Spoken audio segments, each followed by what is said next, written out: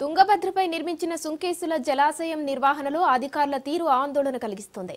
కర్నూలు నగరంతో పాటు 260 గ్రామాలకు తాగునీరు, కర్నూలు, కడప కేసీ కెనాల్ ఆయకట్టు రైతులకు సాగునీరు అందించే ఈ ప్రాజెక్టును గత పాలకులు పట్టించుకోకపోవడంతో ఎక్కడికక్కడ లీకేజీ అవుతుంది. 15 గేట్ల నుంచి నీరు వృధాగా వెళ్లిపోతుంది.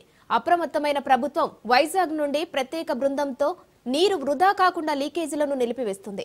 ఉన్న నీటిని జాగ్రత్తగా నిల్వ చేసుకోవాలనే ప్రయత్నం చేస్తుంది. ఇక ఇదే అంశానికి సంబంధించి డ్యామ్ గేట్ల నుంచి లీక్ అవుతున్న నీటిని అరెస్టు చేసే బృందంతో మా ప్రతినిధి మధుసూదన్ ఫేస్ టు ఫేస్.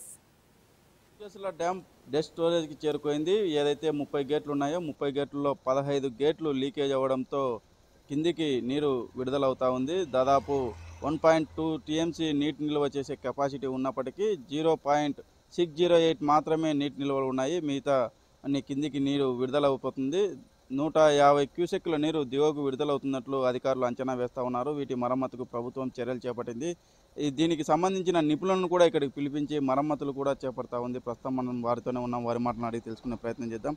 మీరు ఎక్కడి నుంచి వచ్చారు, ఏం చేస్తారు? మీరు మాది వైజాగ్ నుండి వచ్చాము. మేము అండర్ వాటర్ వర్క్ చేస్తాం. అండర్ వాటర్ లీకేజ్ అరెస్ట్ చేస్తాం. గేట్లకి ఇక్కడ ఎన్ని గేట్లు లీకేజ్ అవుతున్నాయని గుర్తించారు? ఎక్కువగా 8 గేట్లు అవుతున్నాయి. తక్కువ 7 గేట్లు, మొత్తం 15 గేట్లు అవుతున్నాయి. వాటిని ఏమేమి చేసి నిలుపుదల చేస్తారు? అది కాటన్ వేస్ట్ డిపార్ట్మెంట్ వాళ్ళు కాటన్ వేస్ట్, గోధుమ గన్ని బ్యాగులు, రోప్లా వేస్తారు. మా ఎక్విప్మెంట్తో కలిపి మేము డిమాండ్ మాస్కో పెట్టుకొని వెళ్ళి కిందకి వెళ్ళి ఆ లీకేజ్ అరెస్ట్ చేస్తాం. మీరు ఎక్కడెక్కడ ఏ ప్రాజెక్టులు చేశారు? మేము చాలా ప్రాజెక్టులు చేసామండి. ఎక్కడి వరకు ఉంటే అక్కడ ప్రాజెక్టులు. శ్రీశైలం ప్రాజెక్ట్ చేసాం, సాగర్ చేసాం, పోచంపాడు చేసాం, సొంగరాయ సీలర్, అలా చెప్పుకుంటూ బోల్డ్ ఉన్నాయండి. చాలా ప్రాజెక్టులు చేసాం. ఈ ప్రాజెక్టుల్లో ఇప్పుడు లీక్ అవుతా ఉంది. ఇట్లాంటి సందర్భం ఎక్కడైనా ఎదురైందా? చాలా ప్రతి దగ్గర లీకేజ్ వరకే మేము వెళ్తాం. ఎక్కువ ఉన్నది లీకేజ్ వరకే. ఎక్కడ లీకేజ్ వర్క్ ఉంటే అక్కడ మనం కాంటాక్ట్ చేస్తాం, మేము వెళ్ళి వర్క్ చేస్తాం. ఎంతమంది సిబ్బంది ఇక్కడ వర్క్ చేస్తూ ఉన్నారు? ఎప్పటి లోపల పూర్తి చేస్తారు? ఇక్కడ మేము ప్రస్తుతానికి లేబర్తో కలిపి 10 మంది ఉన్నామండి. ఇక రేపుకి అయిపోతుంది, వర్క్ అయిపోయింది. ఆల్మోస్ట్ అయిపోయింది. రేపు కంప్లీట్ అయిపోతుంది. వాటర్ ఉంది, వాటర్ ఉన్నప్పటికీ మీరు వాటర్ లోపలికి వెళ్ళి ఈ విధంగా చేయడం ఏదైనా ఇబ్బంది ఎప్పుడన్నా అనిపించింది? ఇబ్బంది లేదు, మా ప్రొఫెషనల్ లేదు, మా వర్కే ఏదండి. ఇబ్బంది ఎందుకు ఉంటుంది? మా జాబే ఇది, చెయ్యాలి కంపల్సరీగా. ఈ వర్క్ తప్ప మేము వేరే వర్క్ చెయ్యము. స్టార్టింగ్ నుంచి చేసే వర్కే ఇది. ఇంకా ఇబ్బంది ఏముంటుంది ఈ వర్క్లో మాకు. ఇప్పుడు మీరు ఇది మొత్తం క్లియర్ చేస్తూ ఉన్నారు. ఏదైతే 15 లీక్ ఉన్నాయో అది వాటిని స్టాప్ చేస్తారు. అవి ఎంతవరకు ఉపయోగంలో ఉంటాయి? మళ్ళీ వాటర్ వచ్చిన తర్వాత గేట్లు ఎత్తినట్లయితే అవి ఏమైనా వెళ్ళిపోతాయా? ఆ సమస్య అట్లానే ఉంటుంది?